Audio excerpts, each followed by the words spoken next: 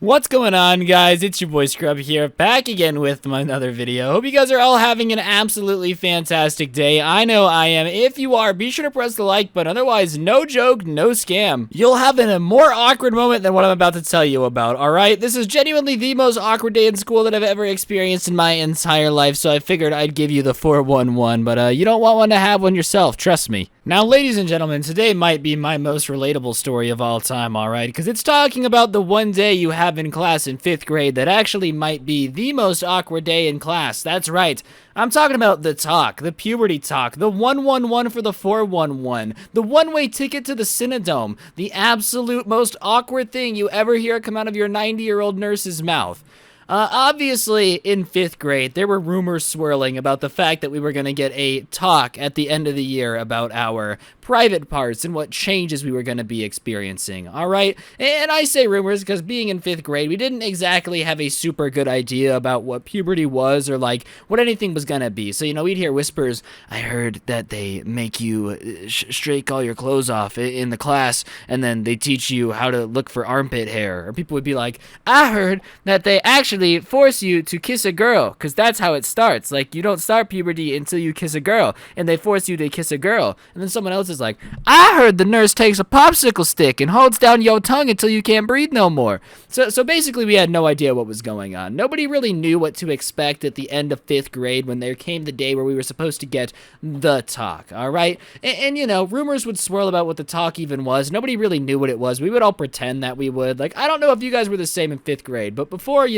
I never really knew what puberty was going to throw down like or what it was going to be like. I always would be like, yeah, I totally know what that is. Like, I'm an adult, I'm so mature. Of course I know what puberty is. When in reality, I don't think any 5th grader really knows what's going on. So, obviously, throughout the year, there's rumors of this talk and how awkward it is and how we're all basically going to become men after this, all right? Like, I don't know what was up with the rest of you guys, but me and the boys getting ready for the talk in 5th grade for the nurse to sit us down and talk about puberty, we were basically convinced that this was the ticket to manhood, all right? Like, every man obviously has 3 defining moments of their life as a man, Number 1 is the first time you try a popsicle and realize, dang, this looks delicious, but it looks a little sus. Number 2 is the first time you fall in love. That's when you know that you're going to be a good man one day. And number 3 is when your elementary school nurse teaches you about puberty, all right? Once that happens, you get the one-way ticket to manhood. It's the 10 punch card from the ice cream shop, except instead of ice cream, you get BO and you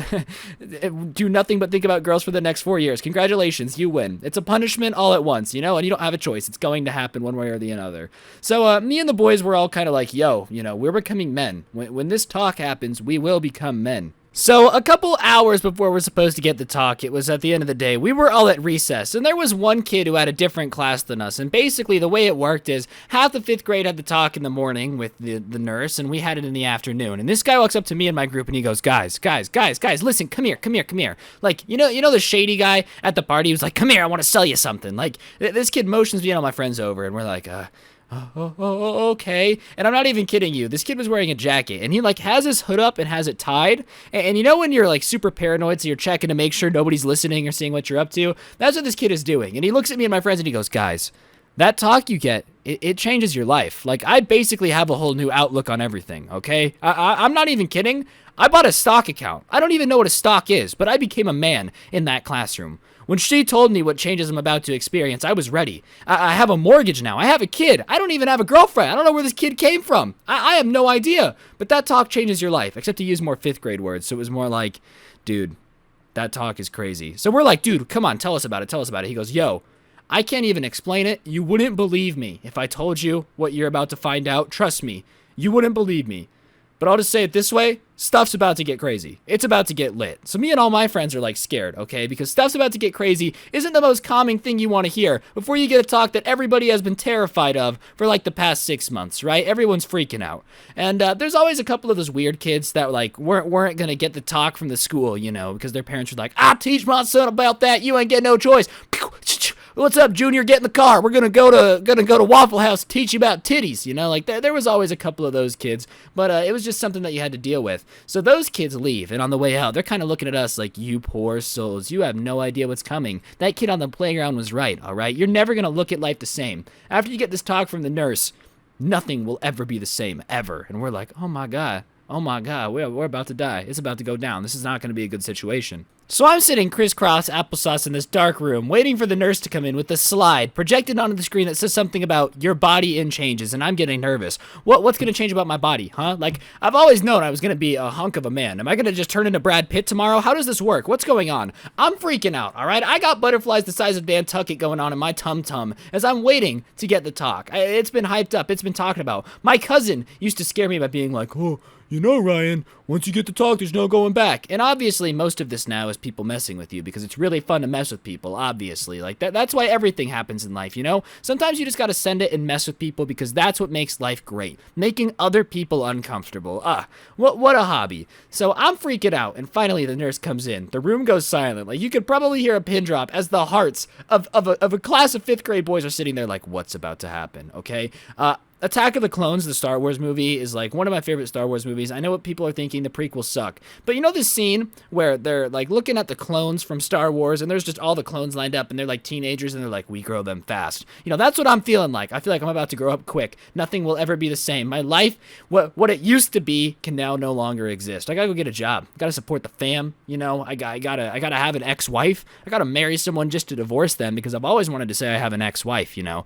Like, how cool would that be? Okay, it's like your friend, but you guys get married on the low and then get divorced, and then someone's like, oh, who's calling? You're like, oh, it's my ex-husband, you know, Grant's calling. Just because, like, you get married and divorced in the same day just so you can say it for the meme. That's a little off topic. I don't know why I'm talking about this. Let's get back to the point. So I'm freaking my 5th grade self out as the nurse steps up to the classroom and she says, now, kids, I know a lot of you are nervous, but trust me, there's nothing to be scared of. Which, of course, doesn't make anyone less scared because nobody who ever does anything not scary, like in every movie, the evil doctor's always like, don't worry, this isn't going to hurt a bit before they stab your eye with a scalpel. So I'm obviously a little apprehensive. I'm a little scared. I'm not going to lie. Maybe a little bit of sweat is on the palm of my fingers.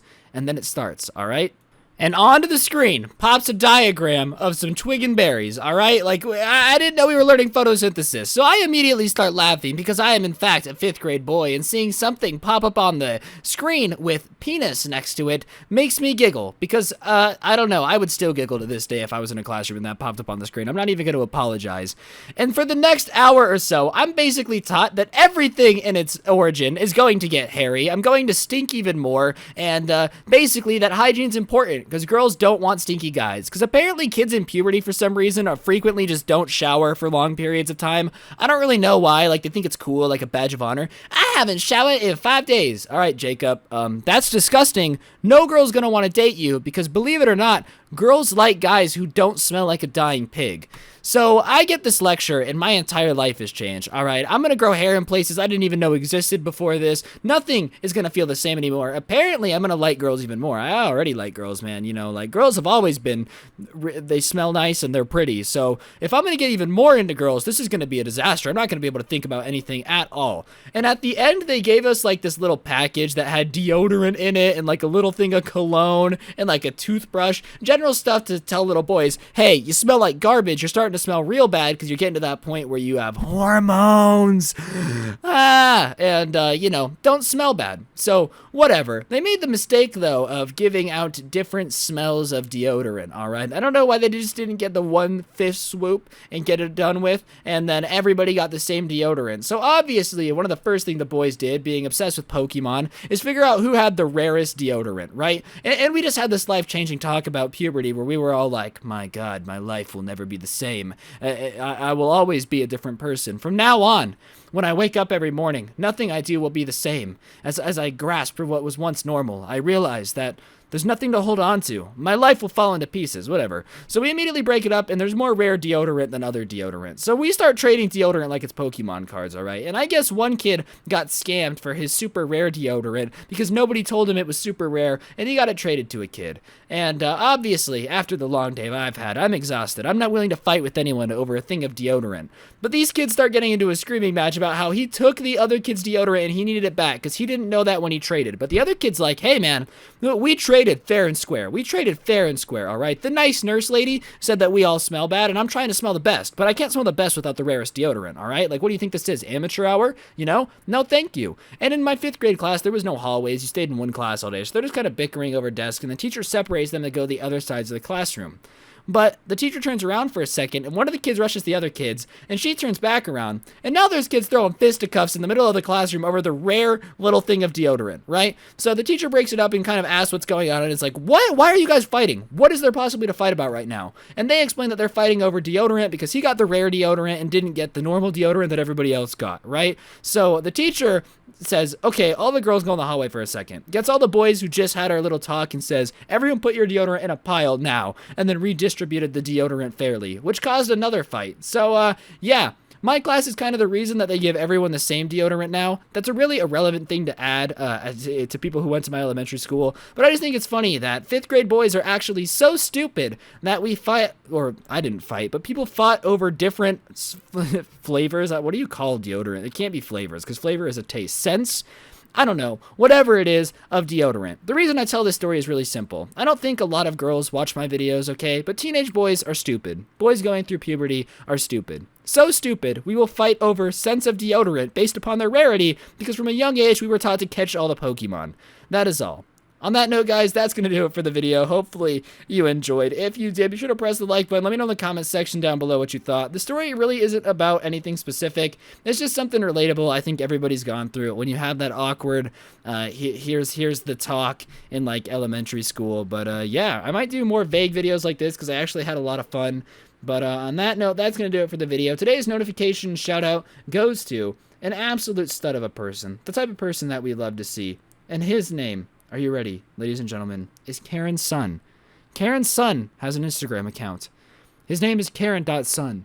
I don't think it's actually Karen's son, but I thought it was a funny @ when I saw it. So a big shout out to you for having on notifications. If you want a notification shout out, all you gotta do is send me a screenshot to my Instagram @Scrubby, and I shout somebody out every day. But yeah, I'm gonna go wear deodorant now because I got more used to it the older I got. Hopefully I'll see you guys next time with another video. Don't get anyone pregnant, and if you do, make sure they're hot. I'm out. Peace.